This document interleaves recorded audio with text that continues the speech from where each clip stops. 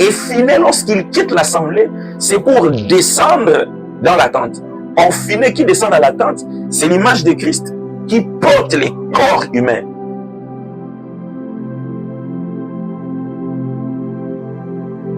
Shalom bien-aimés, de partout où vous nous suivez. C'est encore moi, votre frère Emmanuel Kasada, qui revient vers vous pour pouvoir partager autour de la parole de Dieu. Alors, nous sommes en train de parler dorénavant, comme nous l'avions annoncé lors de la dernière vidéo, à propos du sacrifice perpétuel du salut. Nous avons quand même assez parlé et étayé l'arbre de vie. Maintenant là, nous sommes en train de parler autour d'un nouveau sous-thème qui est intitulé « Le sacrifice perpétuel du salut ». Le seul sacrifice qui a permis à l'homme de retrouver le salut et donc la vie éternelle qui était dans le jardin. Bon, avant que nous puissions donner un peu plus d'explications, il vaudrait mieux que nous puissions lire les Saintes Écritures. Alors nous allons lire Hébreux chapitre 10 à partir du premier verset. Nous n'allons sélectionner que certains passages ou certains versets. Hébreux 10, en effet, la loi qui possède le nombre de biens à venir et non l'exacte représentation des choses ne peut jamais, par les mêmes sacrifices qu'on offre perpétuellement chaque année, amener les assistants à la perfection.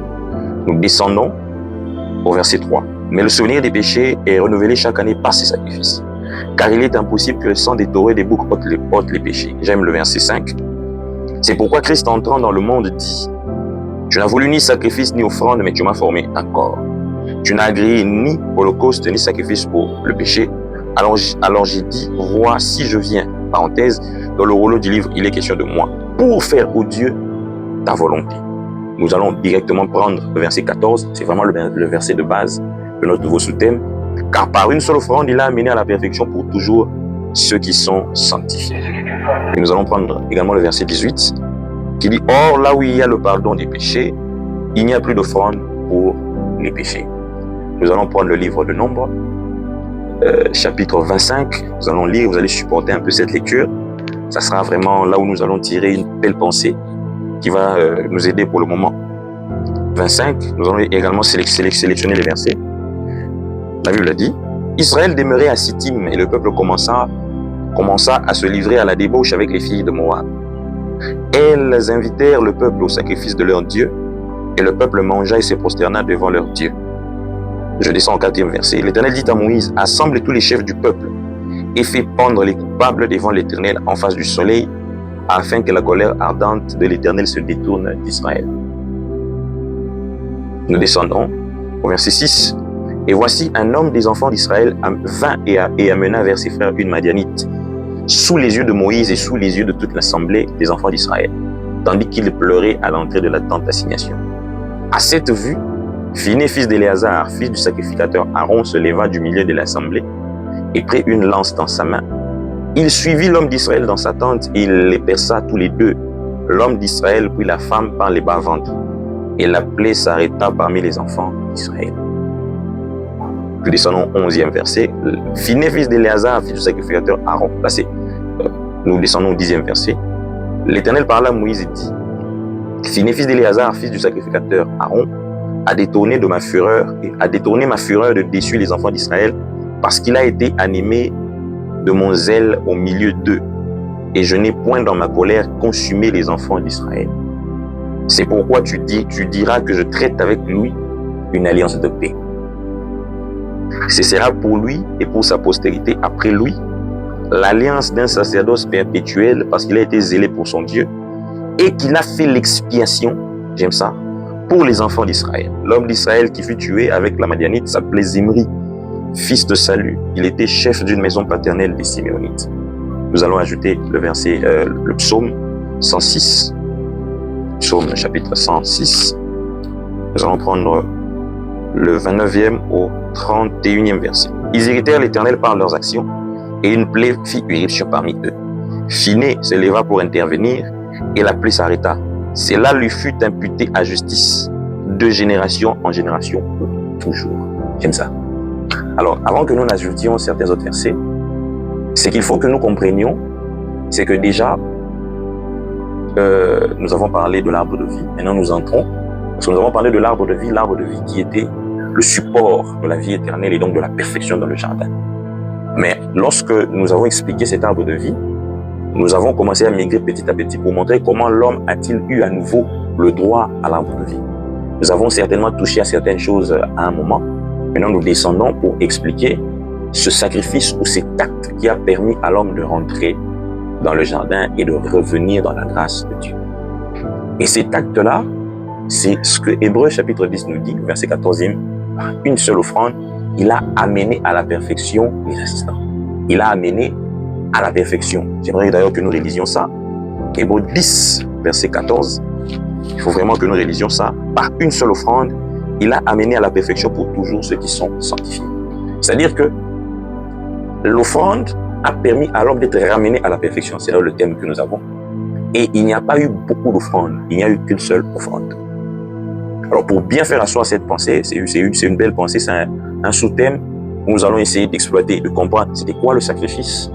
Nous allons comprendre ce sacrifice-là dans les sacrifices perpétuels de la loi, l'Holocauste, l'action des grâces et les autres sacrifices de culpabilité. Après, nous allons faire entrer cette partie-là ou cette notion-là dans la prophétie. Parce que c'est important. Nous espérons que le Seigneur nous permettra de pouvoir le faire. Mais alors, remarquez une chose. Dieu a parlé à Moïse. Il leur a dit, déplacez-vous, vous allez partir à Canaan. Lorsque Dieu marche avec Israël, ils arrivent dans les plaines de Moab. Il y a un roi, Balak, fils de Zippor, qui appelle l'un des 20 pour qu'il vienne maudire Israël. Quand le devin vient pour maudire Israël, il se rend compte que Dieu ne veut pas qu'on maudisse Israël. Dieu bénit Israël. Et il y a une parole que j'aime, c'est je crois dans le livre de Nombres chapitre 23, où Balaam, fils de Béor plutôt, il parle et dit, je ne vois point de péché en Israël. Cela veut dire que dans la pensée de Dieu, Israël était parfait. Retenons cela. Mais lorsque Israël est en train de progresser, vous allez remarquer une chose, c'est que l'Israël qui était parfait, l'Israël que Dieu avait rendu parfait, dans les plaines de Moab, la Bible nous dira plus tard que c'est sur conseil de Balaam que Balak a poussé le peuple à mettre des embûches à Israël en le poussant vers l'idolâtrie. C'est-à-dire que l'ennemi avait compris qu'Israël était parfait, que Dieu considérait Israël comme lui, comme son fils, et alors il devait trouver le moyen de rendre Israël faible afin qu'Israël puisse être à côté de Dieu et que l'ennemi puisse avoir de la supériorité sur lui, puisque l'ennemi cherchait à vaincre Israël. Alors Israël a commencé à se plonger dans la débauche et dans l'idolâtrie. Nombre chapitre 5. Alors lorsque Dieu a remarqué cela, Dieu s'est irrité. Quelle a été la sentence de Dieu vis-à-vis du peuple? C'était la mort. Il a dit à Moïse que chacun puisse, et que chaque homme puisse tuer son frère qui s'est compromis. Cela veut dire que le péché d'Israël a entraîné une sentence, un peu comme nous l'avions dit dans la vidéo passée. Il y avait une loi qui avait interdit à Israël d'être idolâtre et de n'adorer que Dieu. Dieu avait dit ça dans le Décalogue, Exode chapitre 20. Mais quand Israël arrive dans les plaines de Moab, non loin de Canaan, c'est-à-dire qu'il ne devait que traverser les Jourdains pour entrer à Canaan, Israël a péché. C'est-à-dire qu'Israël a transgressé la loi. Et donc, l'ordonnance que Dieu avait imposée, c'était que comme Israël a péché, il doit être tué. Maintenant, remarquez quelque chose qui se passe là. Moïse ne va pas demander à tout le peuple. Moïse va rassembler les anciens. J'aime ça. Il va rassembler les responsables du peuple. Naturellement, les Lévites également avaient des anciens qui étaient dans cette assemblée-là. Et Moïse dit que chacun de vous pende son frère qui s'est compromis. Et dans cette plaie-là, la Bible dit qu'il y avait des milliers de morts. Comme le dit le livre de Nombres, chapitre 25, il y a eu des milliers de morts. Des gens qui ont été tués par leurs frères. Mais remarquez, la colère de Dieu ne s'est pas apaisée. Parce que même si l'homme était entré dans la mort, la colère de Dieu n'avait pas encore pu être apaisée. Parce que quand la mort est intervenue là, où les anciens du peuple, ceux qui s'est rassemblés autour de Moïse, qui était considéré comme Dieu en Israël, était en train de faire, n'avaient pas arrêté la colère de Dieu. C'est comme si on était en train de me dire que la mort a régné depuis Adam jusqu'à Moïse, et pendant qu'elle a régné, Dieu ne s'est pas apaisé de sa colère. C'est-à-dire que toutes les morts qui survenaient, Dieu n'était pas arrivé à apaiser sa colère. Parce que lorsque Dieu demande au peuple de tuer son frère, c'est pour qu'il détourne sa colère de dessus du peuple et qu'il ne puisse pas tuer le peuple entier. Mais vous allez remarquer que malgré que chacun est en train de tuer son frère, la colère ne s'est pas encore apaisée. Alors c'est comme si j'étais en train d'entendre une parole me dire que tu n'as agréé ni sacrifice, ni holocauste, mais tu m'as formé un corps. Je referme ça, je vais rentrer là-bas après. Remarquez, lorsque Adam, au modèle du peuple d'Israël, était dans le jardin, il était parfait. Lorsque l'ennemi semblait vouloir l'accuser, Dieu lui disait, regarde, il est parfait. Un peu comme ce qui s'est passé avec Balaam, appelé pour maudire, mais dit, comment pourrais-je maudire celui que Dieu a béni? Or, qui était celui que Dieu avait béni? C'était Adam. Parce que la Bible dit que l'Éternel Dieu bénit l'homme et sa femme. Il leur dit, multipliez, sois féconds, remplissez la terre. Cela veut dire que celui qui était béni, c'était Adam. C'est-à-dire que quand Balaam parle comme ça, c'est l'image de l'homme que le diable pouvait accuser, mais que Dieu disait, ou que Dieu décrivait comme un homme parfait, qui avait été rendu parfait par la parole de l'Éternel et qui était béni. Balaam ne peut pas maudire celui que Dieu a béni. Alors comment est-ce que le diable peut avoir la possibilité de faire tomber Adam ou d'avoir de la supériorité sur lui? Il faut le pousser dans le péché. Et lorsque Adam tombe dans le péché, la Bible déclare que Dieu dit, la terre est désormais maudite à cause de toi. Or, la terre qui reçoit la malédiction, c'est tout un peuple. C'est le peuple de tous ceux qui sont issus comme Adam, de la poussière. Parce que la Bible dit, Dieu lui a dit, tu es poussière, tu retourneras dans la poussière. Cela veut dire quoi? Cela veut dire que le peuple a été maudit à cause du péché d'Adam. C'est comme quelques-uns qui se sont compromis dans l'idolâtrie, dans la débauche avec les filles de Madian. Et, parce que là, nous sommes dans les plaines de Moab, mais ils se sont compromis avec les filles de Madian. Mais, c'est tout le peuple qui reçoit la plaie. Et Dieu veut frapper le peuple. Mais il dit, il faut qu'on tue ceux qui ont péché afin que je détourne ma colère du peuple entier. Mais vous allez remarquer qu'ils ont tué ceux qui avaient péché, mais la colère ne s'est pas détournée d'eux. Ah, c'est que nous comprenons que même si on tuait les coupables, la mort des coupables ne pouvait pas arrêter la fureur de Dieu. Parce qu'il n'y avait qu'une seule chose ou qu'une seule œuvre qui pouvait apaiser la colère de Dieu afin que l'homme puisse retrouver, ou afin que le peuple puisse retrouver la faveur de Dieu. Maintenant, vous allez remarquer, Dieu qui avait rassemblé l'assemblée, qui était en train de frapper et de faire régner la mort parmi son peuple, parce que celui qui avait fait régner la mort sur Adam et sur toute l'humanité jusqu'à Moïse, ce n'était pas le diable. C'était Dieu qui avait déclaré que le jour où tu en mangeras, tu mourras. Ce n'est pas le diable qui avait décidé de faire régner la mort. Ça, j'aimerais insister sur ça. Alors, ce Dieu qui devait imposer la mort au peuple qui s'était compromis, c'est Moïse. Parce que Dieu avait dit à Moïse, je te fais Dieu pour eux. Alors, remarquez, Moïse a appelé des gens. Il a rassemblé des gens. C'est comme s'il voulait dire, qui ira pour nous afin de sauver ce peuple? Pendant que tous ceux qui étaient là étaient en train de poser des actes, Moïse avait compris que la colère ne pouvait pas être apaisée. Et il lui fallut que quelqu'un sorte du trône. Or, celui qui sort du trône, c'est celui qui est sacrificateur et celui qui est issu des entrailles d'Aaron. Parce que le sacrificateur, il est également considéré comme le chef du peuple.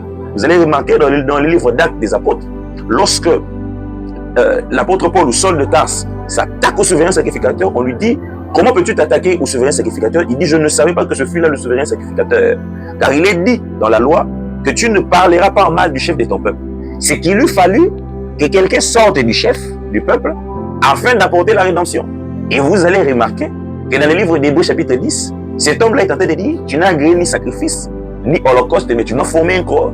Or, lorsque nous entendons cette parole-là, nous sommes en train de voir ça s'accomplir dans le livre de Nombres chapitre 25. Vous allez remarquer qu'ils étaient dans l'assemblée autour de Moïse, mais il y a un homme qui doit quitter l'assemblée pour descendre quelque part. J'aime ça.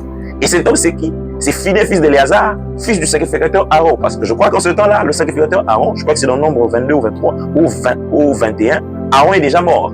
Et donc c'est Éléazar qui est devenu chef du peuple, qui est devenu souverain sacrificateur. Et c'est le fils du souverain sacrificateur, j'aime ça, qui doit sortir. C'est le fils du chef du peuple. C'est Éléazar et c'est Phiné plutôt, qui doit quitter l'assemblée, j'aime ça, pour descendre de quelque part. Or, lorsque Moïse s'est adressé à ceux qui étaient assemblés, il leur avait dit de tuer les gens. Et les gens étaient tués en face de l'assemblée, c'est-à-dire au lieu où ils étaient rassemblés. Mais Phiné doit quitter quelque part. Il doit quitter l'assemblée pour descendre dans la tente. J'aime ça. Or, la tente, c'est quoi? C'est le corps bien-aimé. Voilà pourquoi j'ai remarqué que c'est comme si Phiné disait, tu n'as agréé ni sacrifice, ni holocauste. Comme s'il disait, tu n'as accepté la mort d'aucun coupable, mais tu m'as permis de porter un corps pour manifester le véritable sacrifice. J'aime ça. J'aime ça. Et Phiné, lorsqu'il quitte l'assemblée, c'est pour descendre dans la tente. Or, Finé qui descend dans la tente, c'est l'image de Christ qui porte les corps humains. Parce que la tente, c'est le corps. Ça c'est l'apôtre Paul qui le dit. Il dit que nous sommes en train de gémir, nous gémissons dans cette tente, qui est le corps. Alors, donc, Finé, c'est l'image de Christ qui quitte l'assemblée céleste pour descendre et porter la chair. Oh, puisque les enfants participent à la chair et au sang, il y a lui-même participé. Dans quelle tente il part descendre? Dans la tente dans laquelle se passe la débauche. J'aime ça. Cela veut dire que Finé a décidé de porter le corps du péché, le corps de la mort. Or, dans le livre d'Hébreux chapitre 2, on dit que puisque les enfants participent à la chair et au sang, il y a lui-même participé afin que par sa mort, il anéantisse celui qui avait le pouvoir de la mort. J'aime ce qui se passe quelque part là. Parce que Finé, quand il descend dans la tente dans laquelle Zimri, qui est un des enfants de la famille paternelle de Siméon, part pour commettre l'adultère et part pour se compromettre. Finé doit descendre dans cette tente-là, tente de l'abomination, tente du péché, pour accomplir une œuvre. Écoutez maintenant attentivement ce qui se passe dans cette tente-là. Finé va descendre et tuer l'homme. J'aime ça. Finé va descendre et tuer l'homme. Quand il tue l'homme, il ne s'arrête pas à tuer l'homme. Il tue également la femme. Or, la Bible dit que, puisque les enfants participent à la chair et au sang, il y a participé. Donc, c'est comme Finé qui quitte l'assemblée, qui descend dans la tente. Donc, il vient participer à la chair et au sang, puisque nous avons expliqué la tente comme le corps, comme la chair. Mais non seulement qu'il vient y participer, on dit que afin que par sa mort, il anéantisse celui qui avait le pouvoir de la mort. Et écoutez très bien ce qui se passe là. Lorsque Finé entre dans la tente, il se passe deux choses. Il y a deux morts qui doivent être constatées. Il y a la mort de Zimri et il y a la mort de la Madianite. Or, ces deux morts-là sont l'image de ce qui se dit dans Hébreux chapitre 2. Par sa mort, c'est-à-dire par la mort de Finé, il doit anéantir celui qui a le pouvoir de la mort. Or, celui qui a le pouvoir de la mort, c'est celui qui a amené l'abomination et le péché. Parce que celui qui régnait avec la mort, c'était Satan. Et Satan, c'était celui qui était venu tromper l'homme afin de l'amener vers le péché. Ah, donc la Madianite est l'image de Satan. Elle est l'image de celui qui avait le pouvoir de la mort. Parce qu'il a apporté l'idolâtrie et la compromission et la vie du péché à Zimri. Mais remarquez maintenant ce qui se passe là. Comment est-ce qu'on peut dire que Finé est mort alors que Finé va pour tuer Zimri pour rentrer? Et lorsque Finé tue Zimri pour rentrer, Dieu parle d'une œuvre d'expiation. Remarquez. Lorsqu'on parle de Finé, Finé c'est Lévi. Lorsqu'on parle de Zimri, Zimri c'est Siméon. Or, lorsque je lis les Saintes Écritures, dans la bénédiction de Jacob à ses fils, Genèse chapitre 49, j'entends Jacob dire Siméon et Lévi son frère. Cela attire mon attention. Or, si l'on dit que Siméon et Lévi sont frères, cela veut dire que Siméon et Lévi sont un. J'aime ça. Or, lorsque l'on parle de Siméon et Lévi sont un, il y a une parole qui vient pour confirmer. Deutéronome chapitre 33, lorsque Moïse vient pour bénir les enfants d'Israël, vous allez remarquer une chose. Qu'est-ce que vous allez remarquer? Qu'il commence à bénir le premier homme qui n'avait pas été béni, Ruben. Mais quand il descend, il ne bénit pas Siméon, il bénit Lévi. En réalité, je comprends que si l'on veut voir où est-ce que Siméon est béni, c'est en Lévi. Pourquoi est-ce que nous disons ça? Parce que Siméon et Lévi sont frères. Et les actes que reposent Siméon et Lévi, ce sont des actes d'entente. Or, lorsque l'on parle de Siméon et Lévi, moi je suis en train de voir quelque chose. Je suis en train de voir la chair et l'esprit d'une seule personne. Or, lorsque l'on parle comme ça, cela veut dire que Zimri, c'était le corps de Christ. Et que Finé, plutôt, c'était l'esprit. Voilà pourquoi vous allez remarquer que lorsque Finé quitte l'acte, ou quitte la tente où il a tué Zimri, et qu'il rentre, Dieu parle à Moïse, il dit, Finé a accompli l'œuvre de l'expiation. Or, nous savons qu'il n'y a qu'une seule œuvre d'expiation qui peut apaiser la colère de Dieu. Or, lorsque Dieu parle à Moïse, il dit, Finé a accompli l'œuvre de l'expiation qui a détourné ma colère de dessus le peuple. Or, dès lors qu'on entend ça, c'est comme si on révélait dans Hébreux chapitre 10, verset 14, une seule offrande qui est l'offrande de l'expiation pour ramener le peuple à la perfection. On peut aussi le lire dans Hébreux chapitre 5. Or, si c'est la seule œuvre d'expiation qui détourne la colère de Dieu, alors ça veut dire que c'est une œuvre où Finé s'est sacrifié lui-même.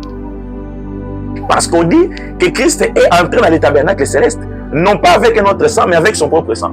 Ah, c'est que je comprends que l'homme qui a été tué, c'est l'image du corps de Christ. Et que Finé, qui rentre dans l'assemblée, c'est l'esprit de Christ. Voilà pourquoi vous allez remarquer qu'il est arrivé un moment où il a dit, pourquoi m'as-tu abandonné? Parce que l'esprit est parti. Il a dit, Père, j'ai remis mon esprit entre tes mains. C'est-à-dire que l'esprit doit rentrer dans l'assemblée céleste afin que le corps puisse entrer dans la mort. Or, lorsque le corps meurt comme ça, celui qui rentre là-bas ne peut plus mourir. Parce que la Bible dit quoi? Car Christ est ressuscité, ne meurt plus. Cela veut dire que Finet, c'est l'image de Christ est ressuscité qui a accompli l'expiation et qui rentre vers le Père. Or, dès lors qu'il rentre vers le Père, qu'est-ce que le Père dit? Tu as accompli l'œuvre de l'expiation, alors je t'établis sacrificateur pour toujours. Là, on peut lire ça dans les livres d'Hébreux chapitre 5, Hébreux chapitre 6 et Hébreux chapitre 7. On dit que tu es sacrificateur pour toujours. J'aime ça. Oh, donc, lorsque l'on apprend que Finé est parti dans la tente, Finé a porté la chair, il est allé se sacrifier en tuant Zimri, il a anéanti le pouvoir de la mort en tuant la Madianite, et quand il rentre, Dieu doit conclure une alliance avec lui, une alliance nouvelle. Voilà pourquoi la Bible déclare, là c'est Dieu qui parle à Moïse et dit, parle à Finé, puisqu'il a accompli une œuvre qui a ôté ma colère de dessus le peuple, je conclus avec lui une alliance nouvelle, une alliance d'un sacrifice perpétuel, et j'aime ce qui se dit là, une alliance de paix. Or, le véritable Finé, quand il est venu, la Bible l'appelle Melchisedec. Or, Melchisedec, la Bible déclare que son nom veut dire roi de justice, mais qu'il était roi de Salem, c'est-à-dire roi de paix. Or, donc, s'il était roi de paix et qu'il était sacrificateur du Très-Haut, cela veut dire que c'était lui avec qui Dieu avait conclu une alliance de paix, mais une alliance perpétuelle, une alliance qui demeure à toujours.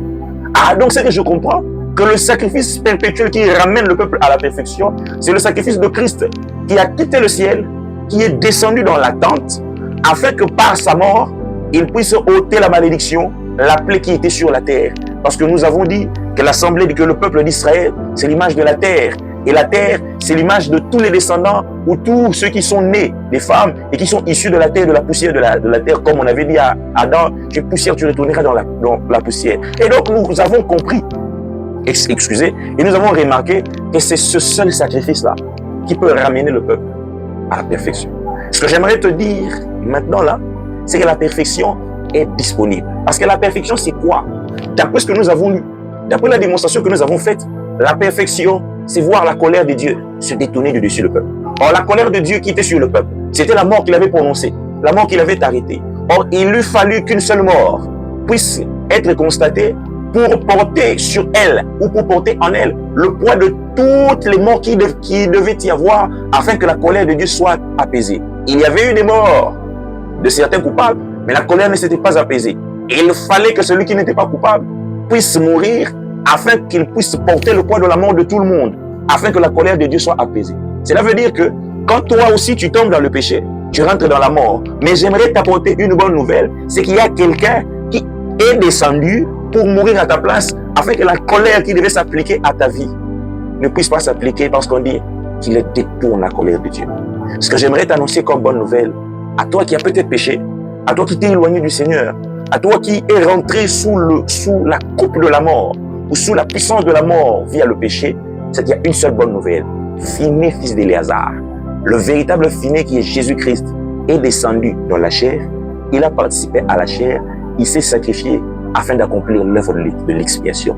L'œuvre de l'expiation, c'est l'œuvre de la purification qui vient pour rétablir l'alliance entre l'homme qui a péché et Dieu. Puisse Dieu te bénir et te permettre d'être convaincu de la miséricorde qu'il t'accorde et que tu saches que la colère liée à ton péché passé a été ôtée. Allons, viens à Christ pour bénéficier de la vie et de la vie de paix. Parce que Dieu conclut avec Christ une alliance perpétuelle de paix. Que Dieu te bénisse et qu'il nous permette de nous retrouver bientôt. Amen.